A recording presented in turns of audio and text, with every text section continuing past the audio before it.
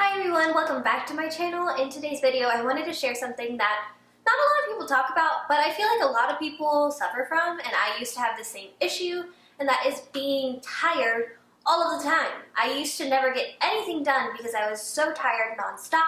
Today, I wanted to share some tips that really helped me break free of this being tired all the time, and now I am super duper productive, and I'm just so much happier, to be honest. The first thing I did, which I know most people are going to roll their eyes at, is quit eating processed foods. That stuff makes me so tired. And to be honest, I like the way some of that stuff tastes. But it makes me exhausted, and I'd rather feel good and be productive than just be satisfied for like 30 minutes of my life eating junk food. So when I say processed food, I'm boiling it down to microwave dinners, which is all I ate during college. Fast food in the drive-thru, all that junk food. That will make you exhausted. Is that it? And also eating from like franchise restaurants isn't the best either. It makes me pretty tired. Like an example, Chili's or Olive Garden, both of those restaurants just make me so exhausted. I prefer to eat local. I'm not saying you need to be vegan or eat super fresh foods all the time, although that would be like eating fresh foods is the best, like ideally. Just try to stay away from the fast food and the microwave dinners, because man, those make me so freaking tired. The next thing I did was I quit eating high amounts of red meat. I was vegan for a time period, but now I do eat meat again. I kind of made a pivot in my diet, and I'm really liking the way it's working, and it also works for me and my fiance. It's kind of hard when, you know, you eat one way and then your fiance eats the other, or your significant other, because then, you know, you're having to make two different meals instead of making one meal that feeds both of you, I guess. So quit eating high amounts of red meat, especially stuff that is covered in MSG. It will make you so exhausted. And when I say MSG, I mean like the steaks you get from Outback Steakhouse and all of those like franchise restaurants. They coat that stuff in MSG, and I know this because I'm allergic to it, so I have to research where I eat if it's a franchise restaurant. So yeah, eating all that red meat will make you so freaking tired. Nowadays when I eat it, it's kind of like Benadryl to me, to be honest. Like, you don't realize the effect it has on your body until you really cut it out. But yeah, if you're eating red meat like twice a day, every day, and you wonder why you're tired, it makes you so tired for some reason. I do not know why. So the next thing I have for y'all is to quit scrolling through your phone for like over 2 hours a day and watching TV for over 2 hours a day and just constantly like autopiloting, like just scrolling and watching and consuming all of this junk. Makes me so tired, and I am so incredibly unproductive if I do that. When I wake up, I check my email, I like check some of my accounts online, but like I don't sit and watch a YouTube video, I don't sit and scroll through Instagram. Like, I'll check my notifications, but I'm not gonna go like get into that cycle. Same with TV. We only watch TV at the end of the day typically. We'll watch like a movie or something at the end of the day. Just make sure not to fall into that trap. It is so easy to sit on the couch and grab this sucker, and then there you are scrolling, and you don't look at the clock, and 2 or 3 hours have gone by, and you're exhausted. You're exhausted because you've been sitting on the couch, and you don't realize how much time has gone by, and you're just like consuming, and your eyes are tired, and you don't know why. It's because you've been on the phone the whole time. The next thing has happened to me many times. I will get an apartment or a house, we'll rent somewhere, and it will be very, very dark. And that just makes me so tired and mopey, and it just really affects my mood and my personality. I just kind of become like less present, I guess, and really, really tired. I am so grateful we found this house.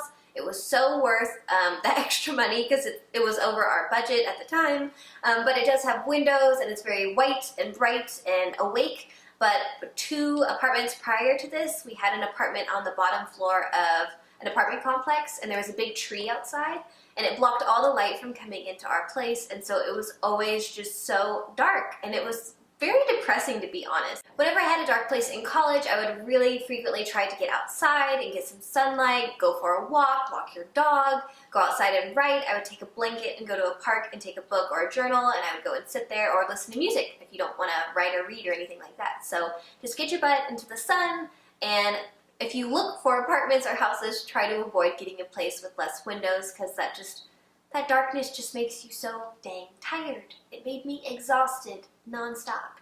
That's probably my biggest tip out of all these, at least for me personally, was getting a place that had better energy and was brighter and not so mopey. The next tip I have is to constantly be setting new goals and new intentions for your day. Nonstop, I set long-term goals. I do a vision board every year, and then I set short-term goals. So I usually set like maybe 5 short-term goals. So I have a goal that I'm trying to reach by May, and I'm constantly focusing on that one goal. And then also every night, I set my intentions for the next day. An example, it could be like film 2 YouTube videos, edit 1 YouTube video, make sure I go to the gym, and run an errand or something. Typically, I don't set 5, but I'll set like 3 or 4. It'll help you be more productive and take advantage of your day instead of like I said, falling into that trap of just scrolling through your phone. A few years ago when I was living that life where you're constantly tired, I didn't realize how toxic and pessimistic the life around me was. My friends, people on Facebook, like pay attention to what you're consuming. Are you consuming drama videos on YouTube perhaps and it's all negativity? Are you constantly watching the news which nowadays isn't even like accurate anymore?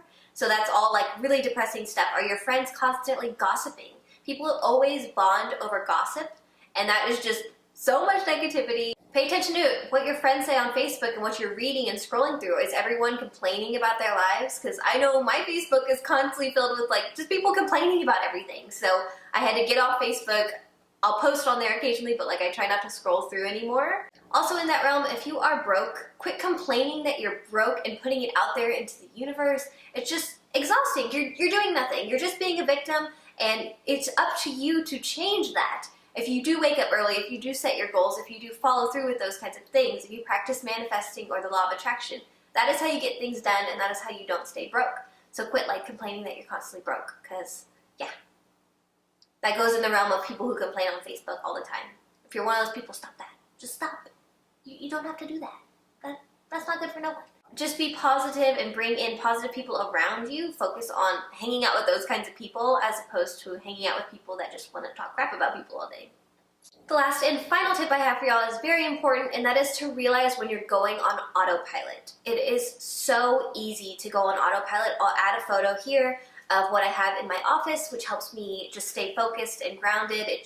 It's a list of the different avenues of life, and you just look at it and see where you're balanced. For me, I look at this list and I see what 2 am I not focused on, and then I focus on those things, making them better. But an example, if you're living your relationship on autopilot and you're never talking about things, you're never like bonding over things, you're never working through problems together, you're just kind of living on autopilot and like, oh, I'll deal with it later, and never having those hard conversations. Whatever the case may be, like just focus on not living on autopilot. It is so easy, and I see so many people living on autopilot. It's scary nowadays. So just focus on not doing that and living with intention, making sure you're setting these goals and doing what you need to do. I think it's so important to realize when you're living on autopilot, and the hardest part is realizing it. Say if you have a fiance or a friend and they kind of snap you out of it, yes, but you have to be able to do it for yourself. You have to realize, hey, I'm responsible and that's not a smart decision. Or hey, I've been on my phone for the last 3 hours and I haven't accomplished the things I need to get done today. So you have to be an adult and like realizing when that's happening. And I'm so glad that I realized that on my own years ago, because now I'm able to like pull myself out of I've been on Pinterest for the last hour pinning things about my wedding and whatever else it may be. Anyway guys, I hope y'all found this video helpful. I know some of it is kind of the tough love stuff that you may need to hear, and sometimes it sucks being the adult knowing that like you can't just sit on Facebook and eat junk food all day. That would be wonderful, but if you have goals and aspirations and you want to be healthy or whatever it is that you want to do in life, that's not going to work long term. So anyway, if you have any questions, please be sure to drop a comment down below and hit that subscribe button if you want to stay tuned for more videos like this one. I'll see you guys next time. Bye!